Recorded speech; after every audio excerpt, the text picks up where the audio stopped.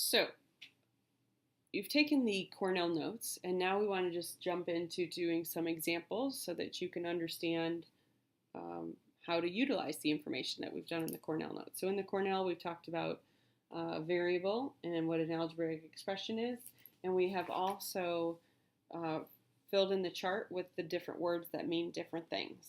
So when we are translating sentence from fragments into algebraic expressions, we want to remember that chart that we had. So for more than a number. So first of all, it's important to find the key term that tells you what operation. So if it says more than, of course, that's going to be addition. But we have to be careful because more than and less than are in this little shaded area here because they have to be flipped from what it sounds. So instead of 4 plus n or x, we're going to flip those around so it's x plus 4. Okay. Number 2. 2 less than 1/3 a number. So first of all, find the less than. We know that's going to be subtraction. But because it is less than, remember again, we need to flip it. So another way you can think about it is to go backwards. As soon as you see less than, you can go 2 less than, and then 1/3 a number, or 1/3 of a number is going to be 1/3 x. Or you can put x over 3. 1/3 of x minus 2, or 2 less than 1/3 a number.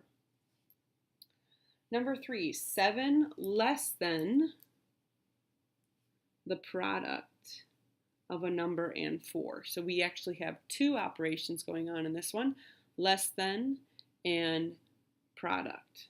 So it might be a good idea to kind of put that in a grouping there. So we know less than is going to be subtraction, okay? And if we go backwards, instead of putting the 7 here, put the 7 here. So it's 7 less than the product of a number and 4. Now there's a couple different ways you can do this. Technically the product of a number and 4 would be n times 4. Remember, anything other than less than and more than will be written in the exact order. However, because we're doing algebra, we will no longer use this dot when we don't have to. So the more advanced way to write this instead of n times 4 would be 4n. So it's still the product of a number and 4. So this would be another time, I guess, when instead of writing it in that exact order, you would put the coefficient in the front where it belongs. Okay. Now, if you wrote this n times 4 minus 7, I would not take off for that. But we're moving in this direction where we don't use the dot unless we have no other option. Okay. All right, 5. The quotient of 5 and the quantity 7 minus x. So once again, we have two operations going on. Quotient, remember, is division. So the quotient of 5, the word and tells you where to put the division. So there's a couple ways you can do this. So the quotient of 5 and, so the and tells you where to put the operation. The quantity 7 minus x. Now quantity pretty much tells you want to use parentheses. And then 7 minus x is 7 minus x. So the quotient of 5 and the quantity 7 minus x. Now the other way you could write this is 5 over 7 minus x. So that's another option. They are both equally correct. You just want to be careful that if it says quantity, that if you write it horizontally, you absolutely need the parentheses. Otherwise, you'd do 5 divided by 7, get that fraction, and then subtract x from it. Now, when it's top to bottom like this is understood that you have to simplify it first before you can divide. So you don't need the parentheses in that case. The next one says the difference of 12 and 3 to the 3rd power. So we see difference. Okay, so that's going to be subtraction. And we don't have to flip any order. So the difference of 12 and 3 to the third power. Okay, the difference of 12 and 3 to the third power. So again, the and just tells you that's where the difference goes, the subtraction in that case. Okay. Next, we want to write an expression for a description, a real life situation. And the first one says CDs cost $10 and DVDs cost $15. Write an expression for the total cost of C CDs and D DVDs. First of all, we're writing an expression, so there shouldn't be any equal signs here. Okay. So the expression for the total cost, you would have to add the total cost of the CDs to the total cost of the DVDs to get the ultimate total cost. So of course, if each CD costs $10 and we're buying C CDs, we don't actually know how many, we would have to take $10 and multiply that by how many CDs that we buy. We do the same thing for the DVDs.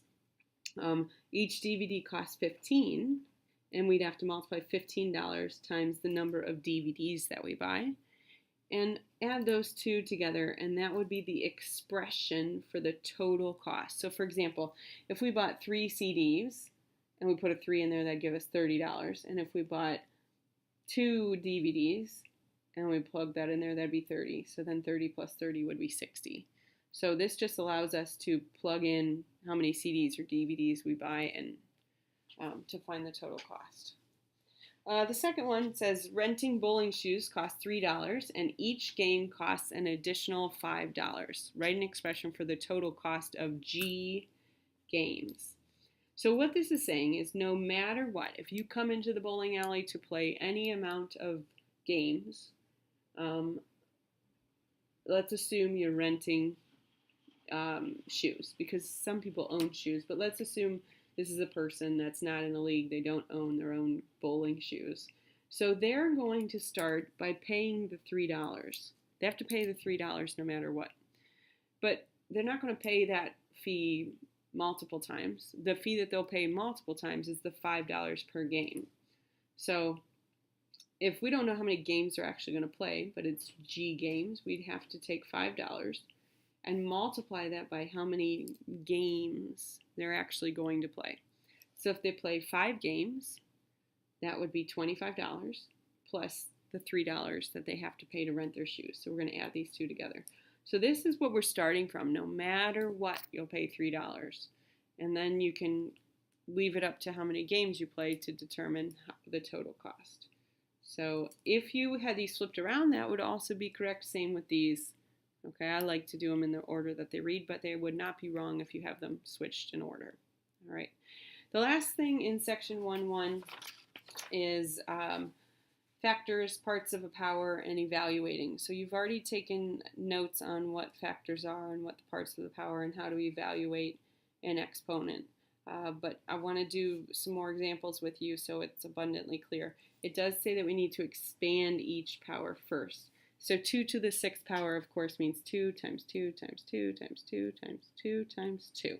That's what you get when you expand it first.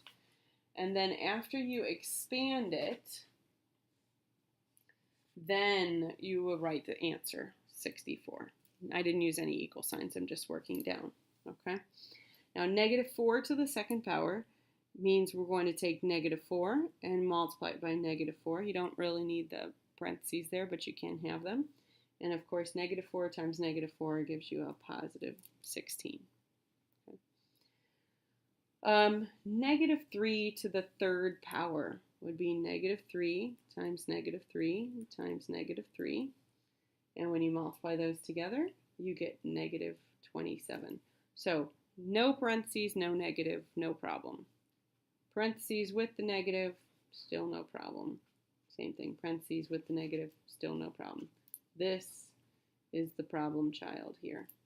When you have no parentheses and you have a negative, then here's where the confusion comes into play. Order of operations says that really all you're squaring is whatever's directly to the left.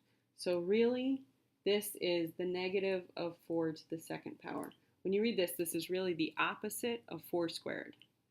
Now, if 4 squared is 4 times 4, we would get 16, and then we have to find the opposite of that. So that would be negative 16.